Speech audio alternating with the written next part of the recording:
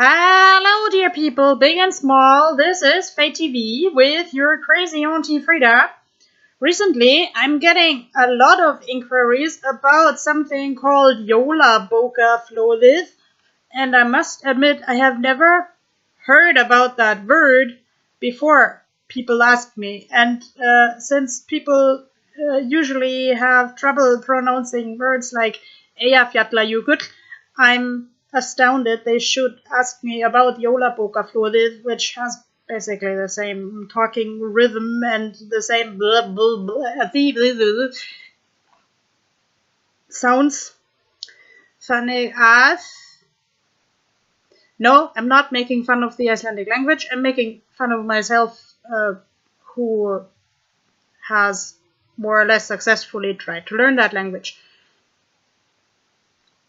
And Yola Boca Florith literally translates to the Christmas book flood, and I had to Google that. The Icelandic Wikipedia indeed says my first thought is right, that it is just a marketing trick, because most of the new books in Iceland are published before Christmas, so people can buy them as Christmas gifts. So they will definitely be sold.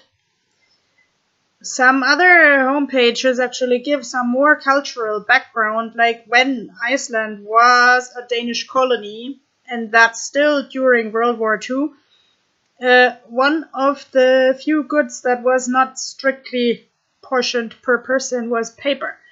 And Icelandic is a pretty unique language, so it is actually special that you can write it with all of its special symbols, and that you can have it in books and therefore document it for the generations to come.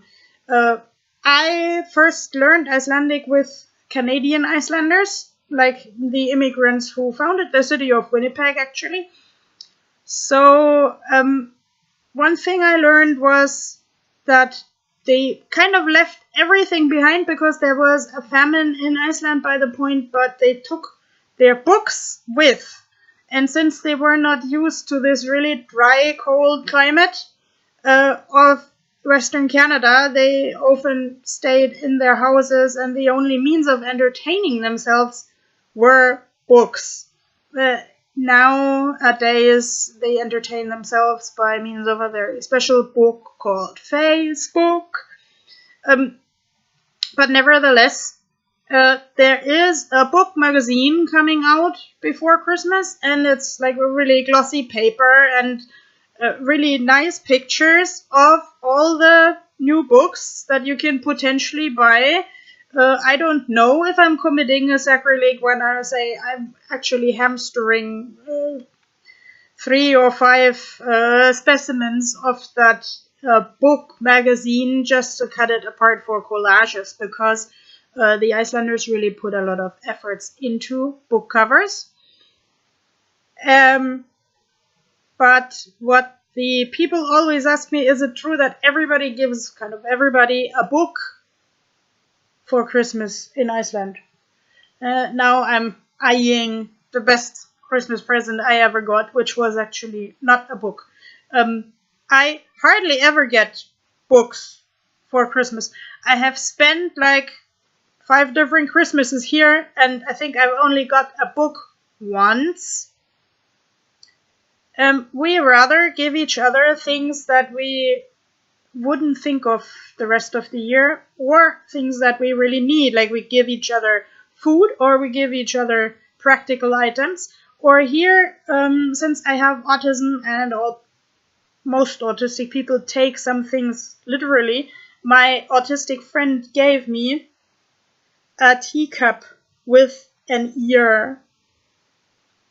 I totally forgot who designed this, but as I pointed out a couple of days ago, the Icelanders seem to define themselves more through a role than through a name, so this is the special cup by the cup designer, who wanted to put up a pun, because the handle of a teacup is the same word as an ear. So basically all cups in Iceland have an ear, but this is the only one that's literally also an ear. And I love this cup so dearly.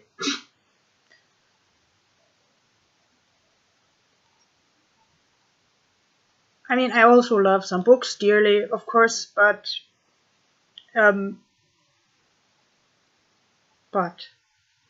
yeah, have a happy Christmas full of reading, but don't forget the other things in the world while reading. Bye!